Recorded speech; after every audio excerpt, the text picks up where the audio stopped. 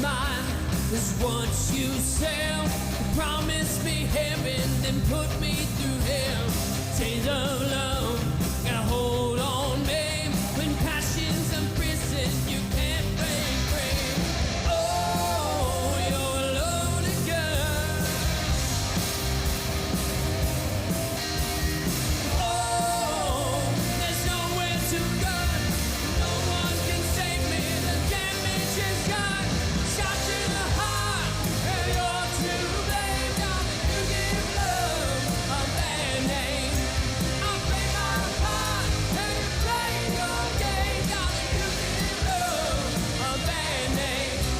Oh, you give love a bad name.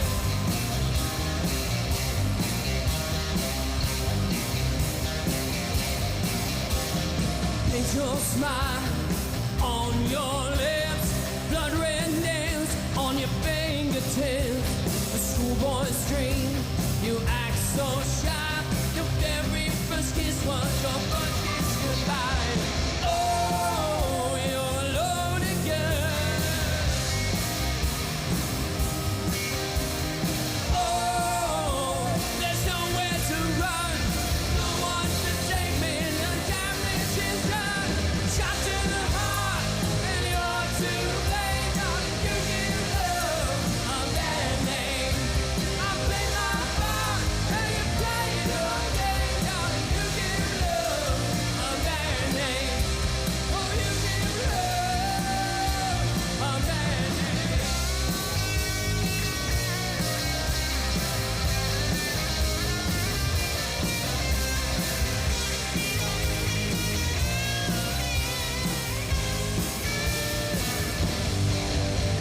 Oh, shot to the heart, and you're to blame. Down that you give love a bad name.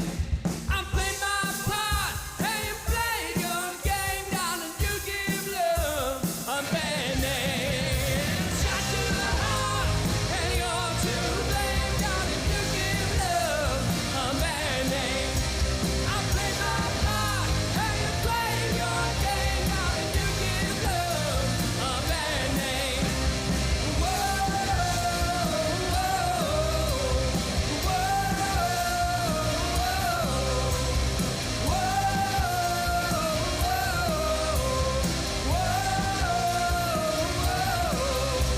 Oh, you give love a bad name. Oh, you give love a bad name.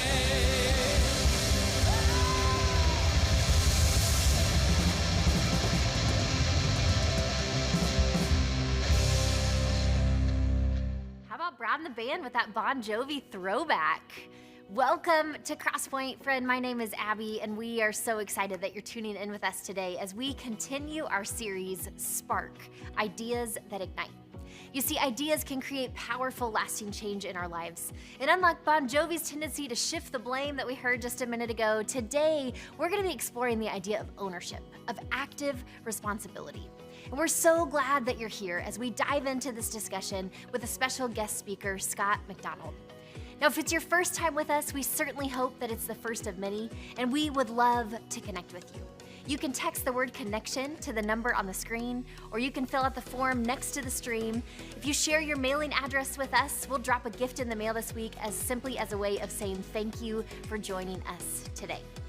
Now, even over the summer months, there is a lot that's going on here at Crosspoint. And so here are this week's top 3 things that you need to know. Number 1, in next week's installment of our Spark series, we're excited to welcome our interim executive pastor and the chief catalyst for healthy growing churches, Tom Plank. He'll be back with us and sharing an idea that will surely ignite a fire and fan the flames as he shares a message entitled Go, Love, and Serve. We hope that you'll plan now to join us here online or at the Crosspoint campus as we welcome Tom back for week 4 of this series. Number 2, if you're eager to get a jump on Tom's message for next week, then maybe for you, serving others is your next step. One of the things that we work really hard to do here is to offer a variety of ways for people to get involved. Life is for hand raisers, and we want to give you a reason and an opportunity to be one. And so if you're interested in learning more and serving bigger, you could check out the volunteer tab at crosspointweb.org and explore the many ways to get involved, to serve, and to grow. The third thing, my favorite, let's talk about Crosspoint Student Ministries. CSM's Summer of Fun is rolling on after an incredible trip to the International Youth Convention last week in Texas. And this Sunday night, we're gonna be celebrating that experience and some time together with a short walk across our parking lot to go get some ice cream at Brewster's. We hope your 7th through 12th grader will plan now to join us here at 6 p.m. for an awesome night of fun and friendship. If you're interested in knowing more about any of these things, you can check out our website at crosspointweb.org for more details and opportunities to connect. Now, as I mentioned earlier, Scott McDonald is with us today sharing a message on ownership at home, at work, in our relationships, and we're so excited for what he has for us today. For those of you who've not had the chance to meet Scott, he serves on our Crosspoint Governance Board. Scott has over 25 years of executive leadership experience. In addition to his current role as the Chief Revenue Officer at Garten, Scott coaches, develops, and influences executive leaders through his organization, Building Healthy Teams. He also has experience serving on several nonprofit boards, including one of the largest NGOs in the Middle East, which serves displaced and marginalized refugee populations. Scott and his wife Leisa have 2 talented young daughters and reside in Chandler, Arizona. We are thrilled to have him in town and online with us today. And we know that you will leave this service with an idea that ignites something new, something fresh, something potentially even game-changing within your head and heart. Thanks again for joining us, and let's head to the venue now. All right, well, welcome Crosspoint. How are you tonight? It's an absolute pleasure to be with you. I am Scott McDonald, and just so grateful to be a part of the Crosspoint family. As Eric mentioned, I have the opportunity to be on the board for quite a few years, so it's good to just be here with you. I live in Arizona, so we make it work, but it's good to be able to share a message with you. So what I'd like to do is just sort of talk a little bit about behavior tonight. And so it's going to be more of an introspective message. I want to make sure everyone understands that this is one of those messages where we're all looking inside ourselves, including myself. Just a little bit about me. Over the past 5 years, I've had the opportunity to speak at the Global Leadership Summit in Egypt. And it's such an honor to be a part of the faculty multiple times, but I can tell you there's a few secrets about how they run the Global Leadership Summit when it goes international. What they do is they take the videos from some of the best speakers and then they broadcast those, and they invite a few live speakers like myself to come over and just sort of share a message sort of intertwined with the videos. And so you can imagine, as all of us are live speakers over there, no one really wants to follow the Andy Stanleys of the world. No one really wants to follow the Craig Groeschels of the world. No one really wants to follow the Patrick Lencioni's. And then over the last couple of years, there's just been this dynamic, super exciting pastor from Southern California that's been teaching at the Global Leadership Summit. His name is Albert Tate. So no one understands Albert Tate. I just want to use a frame of reference. I was so excited to be invited here this weekend after the 4th of July message from Albert Tate. Are you picking up what I'm serving here? Yeah, so that's sort of a test for any of you who didn't get a chance to listen to Albert Tate's message. He's incredible, and such an honor that Crosspoint was able to get that message from him and just sort of hear his heart about love last weekend. So again, what I wanted to share with you is about bad behavior.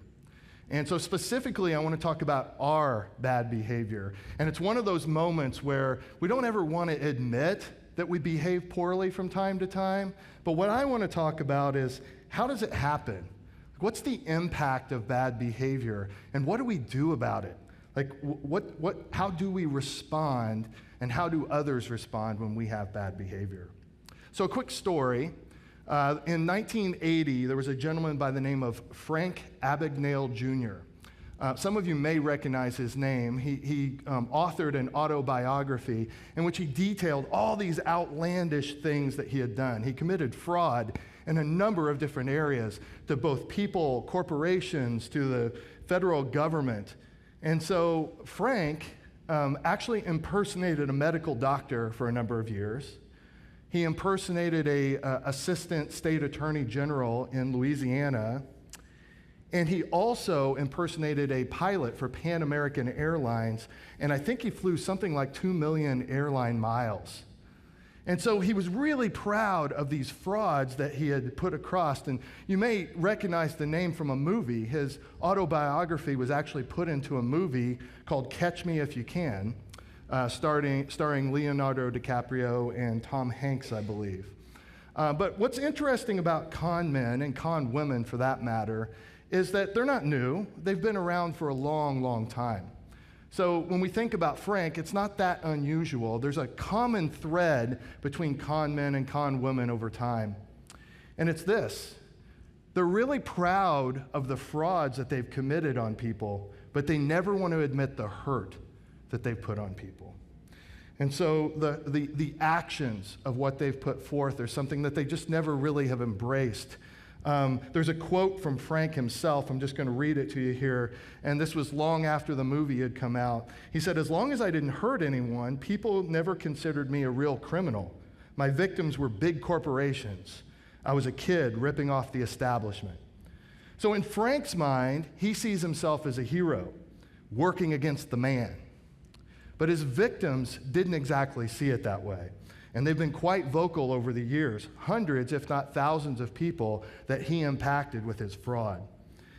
And so I want to go straight into our grand idea for the day. So if you remember nothing or you write nothing down today, I want you to remember this. The grand idea is when we see situations more clearly, we act more responsibly. And let me repeat that. It'll make more sense as we go along. When we see situations more clearly, we act more responsibly. And that can sometimes be a little bit more difficult than it sounds, because there's this huge gap between how we see ourselves and how other people see us. Because you see, if it's up to us, what we want to do is be defined by how we feel on the inside, by what our intentions are. But we know that that's not the way people evaluate us. People evaluate us not by what's on the inside, but what's on the outside. They evaluate us based upon our actions, not what's on the inside. Our actions truly speak louder than words. And unfortunately, our actions just don't always line up with our intentions. Now, it can be quite extreme. And I'm going to give you a few extreme examples of this. In 2015, there was a man who had a dispute over his bill when he had stayed the night at a hotel in Oklahoma. He decided to get into his pickup and drive it through the hotel lobby because he was upset. That's extreme bad behavior. Or just a couple weeks ago, unfortunately, in Atlanta, Georgia, a Subway worker, Subway, the restaurant worker, was actually shot and killed over a dispute about mayonnaise. That's bad behavior. But if we're honest, maybe we don't have some of those extremes, but there's bad behavior that we put forward from time to time as well. It may be something like, I had a rough day at work, and so I bring that home in my interactions night after night after night with my spouse, with my children. And I just don't behave the way that I should. I bring anger and shouting into my household. Or maybe it's the opposite way. Maybe there are problems at home and you're bringing issues into work and you find yourself being bossy and short with people, just not putting forth the best of what you have to deliver. That's the you that other people are judging you on. Our inability at times to act properly can create downstream hurt. It can create misalignment. It can create frustration. And it makes us less credible. It makes us less effective in nearly everything we do, whether it's being a parent, or just being a Christ follower. Now, studies have shown for years that it's not the big decisions, the big kind of decisions in our life where we decide well or not so well that make a difference. It's those daily things that we do, our daily actions, that really move the needle on how credible people see us as. If you need an example of this, just think back a few months about the trial of the century with Amber Heard and Johnny Depp.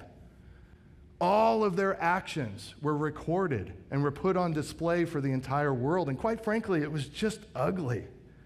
It was bad behavior.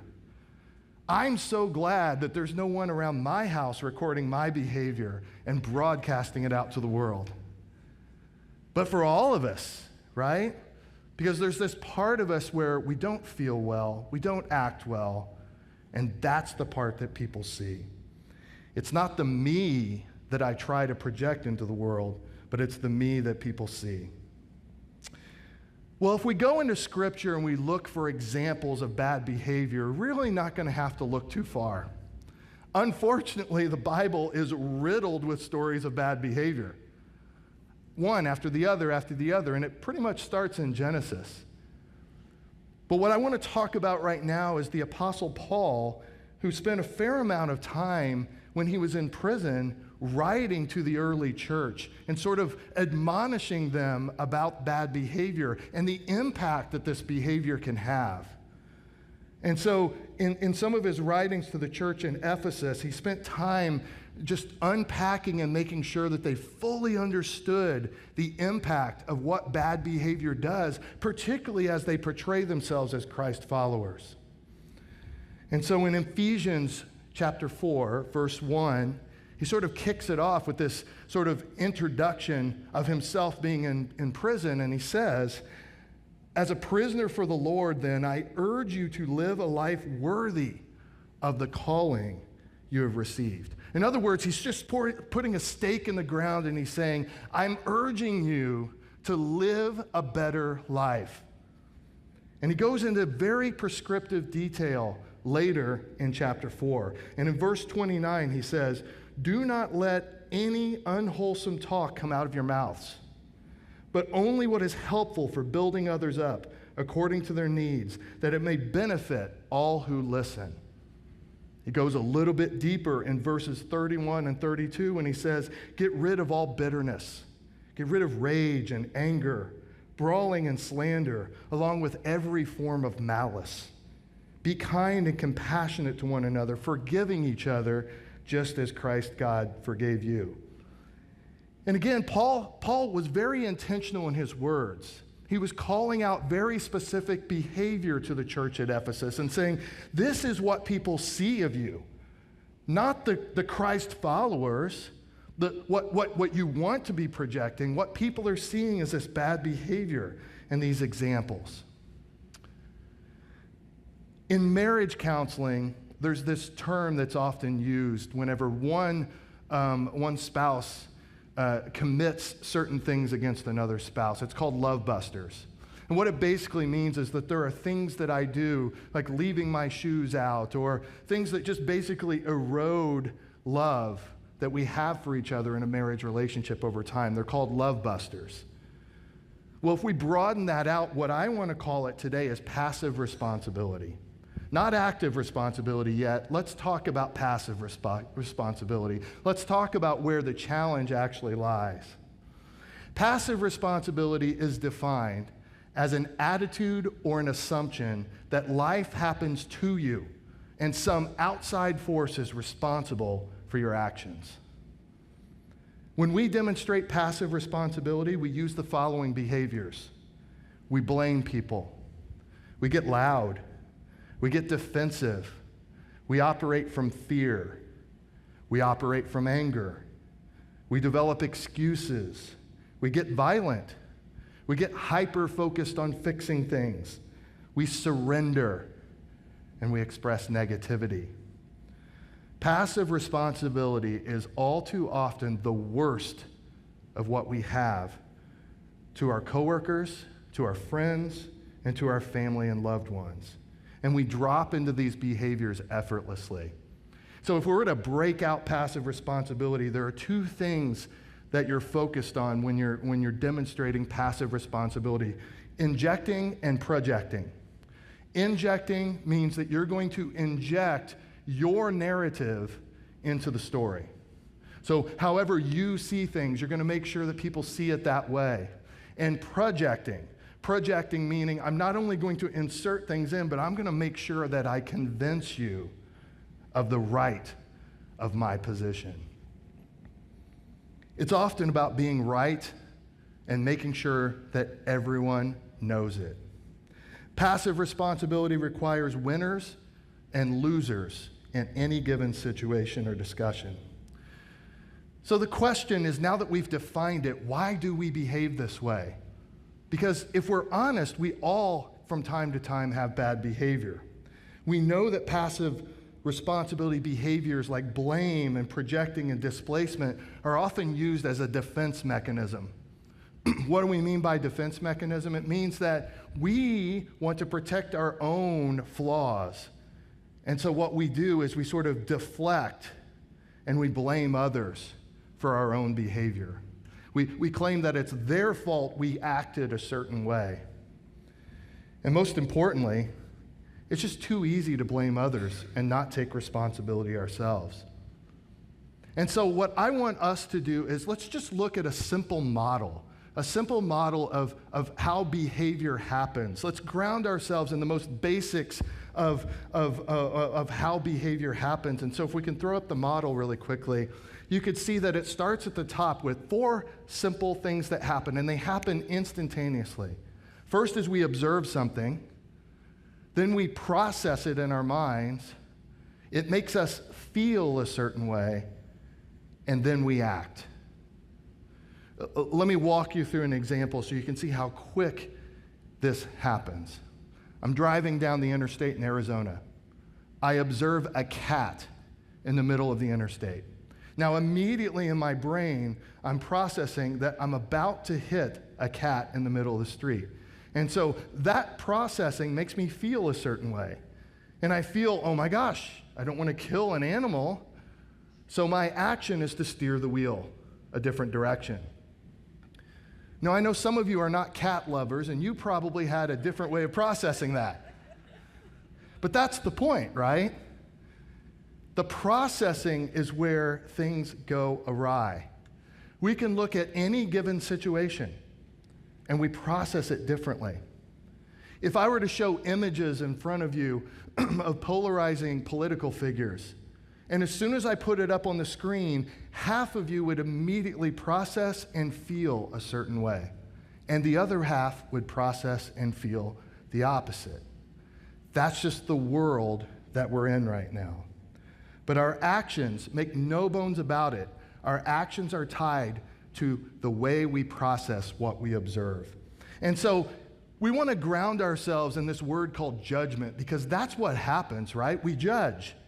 That's what we've been talking about, is how others judge us, but we cast judgment as well. So how do we define judgment?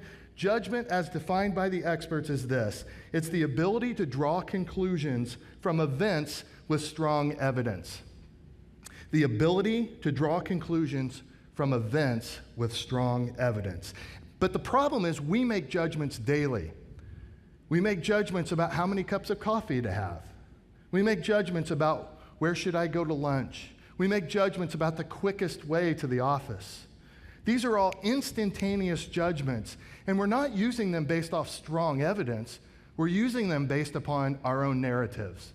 Well, it's always busy that way, so I'm going to take this way to the office. Those are the narratives that go on in our brain, and those narratives drive the way we feel. We make judgments based upon that perception, that perceiving area. And when we don't have strong evidence, we fill in the blanks ourselves. And that's where the danger begins. Because we can take a factual situation and it can somehow become our fiction. Or we can take fiction and it can somehow become our fact. What do I mean by that? Well, when I talk about fact versus fiction to many people, it's always an interesting thing, because I always ask the question, well, what's a fact about this room? And somebody invariably will raise their hand and say, there's a lot of people in here. Well, is there? What if we were in a huge stadium? That would be a lot of people. That's not a fact. That's your perception. And some people may say, well, it's warm or it's too cool in here.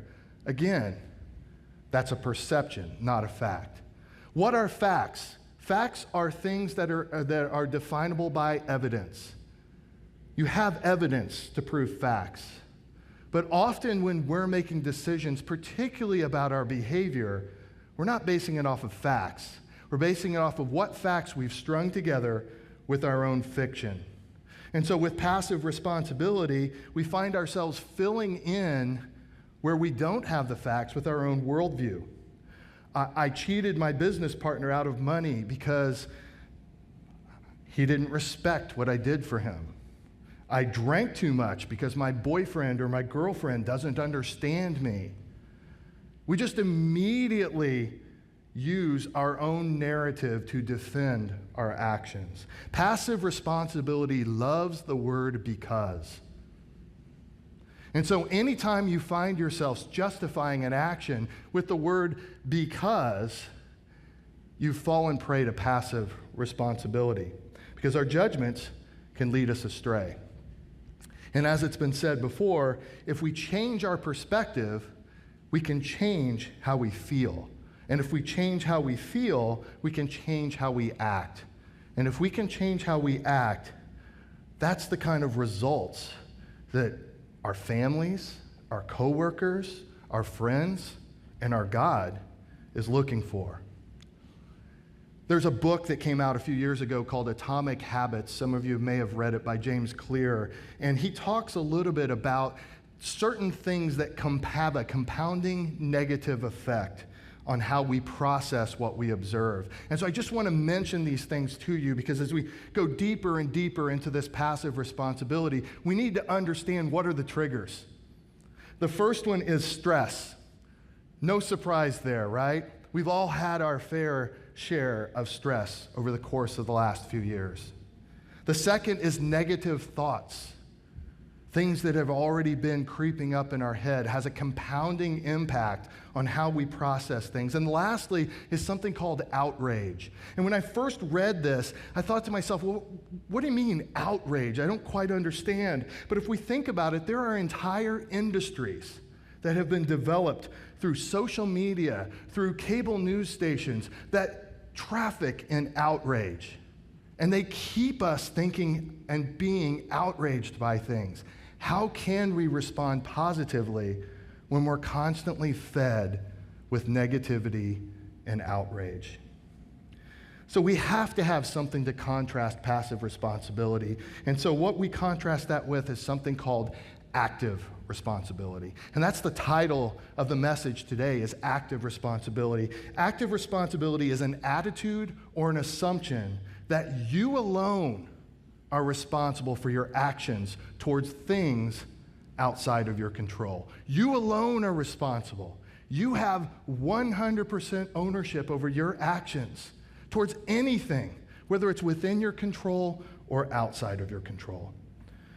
When we demonstrate active responsibility, we have the following behaviors. We collaborate with others. We align with others. We motivate others. We have more energy. We're more productive. We're more creative. We develop other people. We are just more responsible human beings.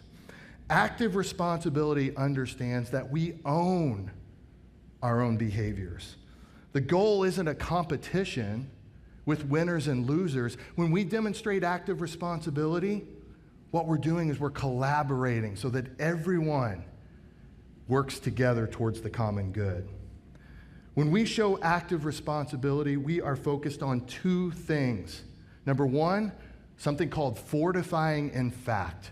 What do we mean by fortifying in fact? Fortifying in fact is creating a safe harbor, a safe area around us. Safety is super important whenever we're navigating behavioral issues. Truth has to be a part of that safety. And then the second thing is accountability, right? We understand that our actions are ours. We are responsible for them exclusively, no one else, regardless of what's happening to us. Active responsibility requires a healthy dose of humility, because what we have to do is recognize that the world doesn't revolve around us.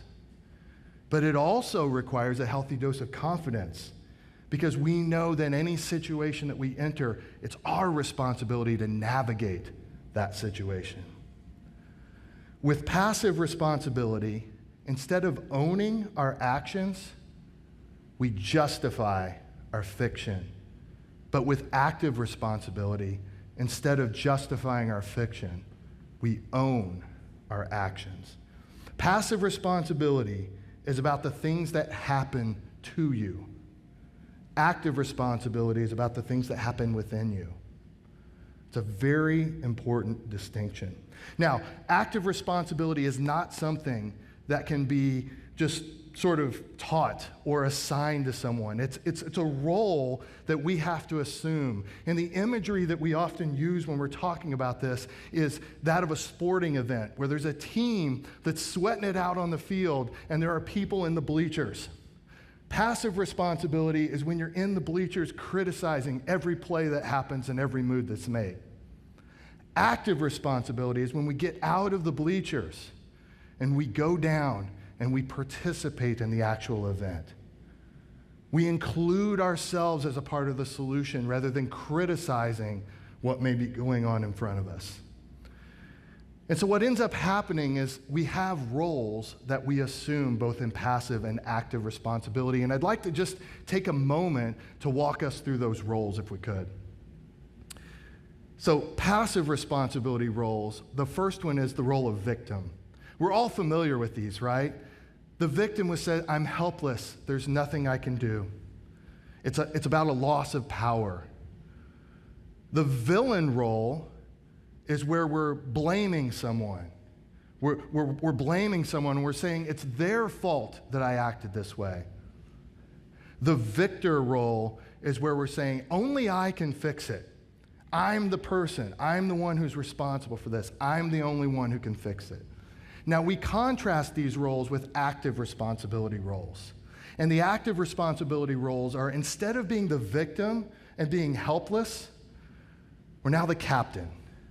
It's not about complaining because it's your ship. It's about how do I navigate through this situation. It's just a different way of looking at it. It's taking an active role in the solution. Instead of villainizing someone else, we say, I'm now the coach. It's my job, instead of blaming other people, to support them and to help them grow. And instead of thinking only I can fix it as the victor, I'm now a conductor of an orchestra. And it's not my job to fix it. It's my job to make everything work together in harmony. Important roles that we find ourselves assuming. Let's go back to Scripture. Because as I mentioned earlier, Paul does a good job of sort of admonishing the early church. But what happened before? What happens in the Old Testament? What does God have to say about this? And so we go to Ezekiel. In fact, we'll go to Ezekiel chapter 22, verse 30. The best illustration I can think of what God is looking for comes from this. And just to give you some context, Ezekiel is a prophet. Ezekiel lived roughly 600 years before Christ. And he served during a pivotal time. He served during the time when the wall, the surrounding wall around Jerusalem was torn down. And so Ezekiel is pleading to God, God, please, please, please, I know they've had these behaviors, but I'm pleading to you to protect these people. And so the verses that come before this are all just this outline of bad behavior. They had defiled the articles of the temple. They disregarded the Sabbath. They oppressed the needy, and they robbed from foreigners. Just bad behavior. But Ezekiel is standing there pleading with God to do something about it. And so God responds in verse 30. And he says, I looked for someone among them who would build up the wall and stand before me in the gap on behalf of the land. So I would not have to destroy it, but I found no one. That's God's response. And I think this is the kind of description that he's looking for from us today. One thing I want to pull out of that, standing in the gap. What does it mean to stand in the gap? What is God saying here? Well, if we think about this time when a warring nation would come through and the wall had been exposed, there are certain individuals that would physically put their own bodies in the place where the wall used to be to protect the people on the inside. That's what they mean by standing in the gap, defending off the enemy on behalf of others. And so when we think about standing in the gap, there's 5 things that I think we can quickly pull out of this that can help us along this journey of active responsibility. The first is they recognize when there's breakage. We have to first recognize that things aren't all put together, that we're not behaving the way that we should at home or at work or wherever that may be. Second, they step out of their normal routine. And so what do we mean when we say step out of normal routine? It means that we not only recognize that there's breakage, but we stop the behavior that we've been doing. We find a way to break out of that and chart a new path. Number 3, they act from courage, not from anger, not from fear, not from frustration, but courage, the courage that comes within. Number 4, they intercede on behalf of others. It's not about me anymore, it's about other people. And number 5, they provide this protection and safety that we've been talking about.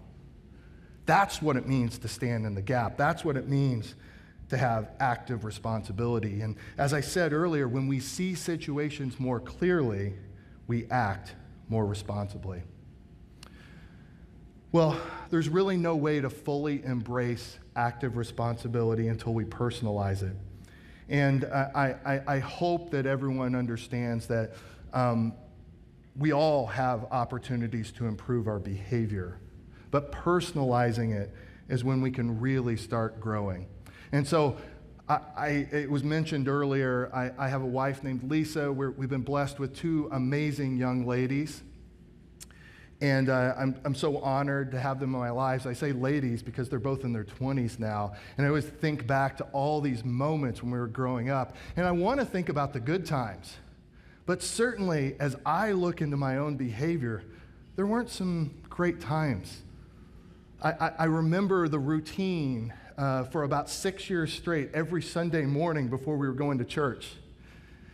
We'd yell up stairs, 10 minutes, and then a chorus of 2 voices saying, coming, and then 8 minutes later, 2-minute warning, and a chorus of 2 voices, coming, and then finally, when they got downstairs, it was the process of putting on the shoes.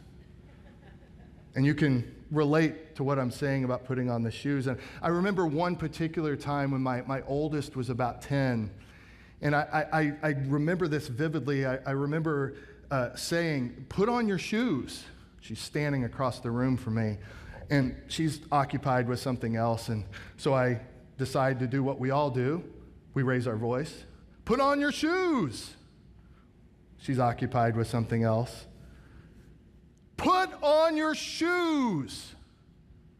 And I remember her just crying in the moment. And I'm not proud of these moments. These are those bad behavior things where you find yourselves just wrecking a child, doing something that you probably shouldn't have done. And so she walks across the room and comes closer to me, and I see her eyes, just tears rolling down. And then I look down and see she's had her shoes on the entire time. I did not win Parent of the Year that year. Tough moment in the McDonald household. I don't know how deep and wide the impact of that is when an angry father yells at a child.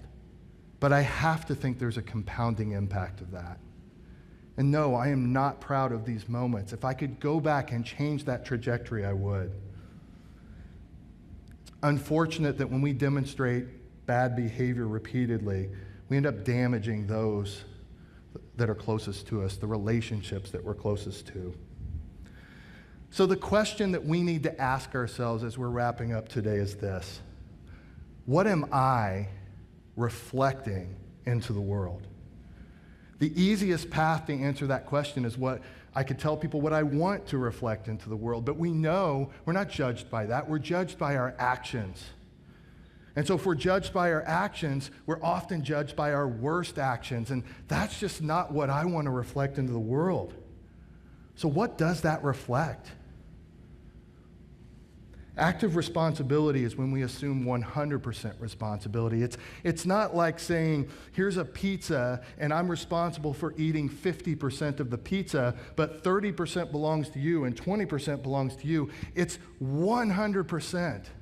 I am responsible for my actions. The moment I leave some sliver open, I've dipped into passive responsibility. Active responsibility can take questionable behaviors and can turn them into meaningful connections. Active responsibility may not change the world, but it can change your world. Your beliefs aren't what make you a better person. Your behaviors are what reflects the who you really are. Let's close in prayer.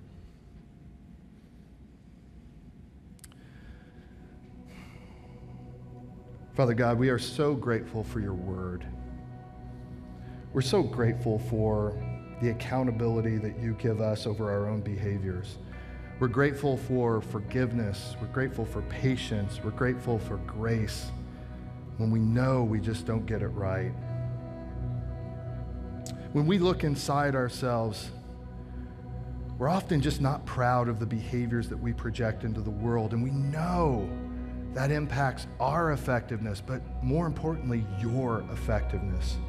So help us to understand how to turn away from bad behaviors, to take the right responsibility. I'm praying that we get this right.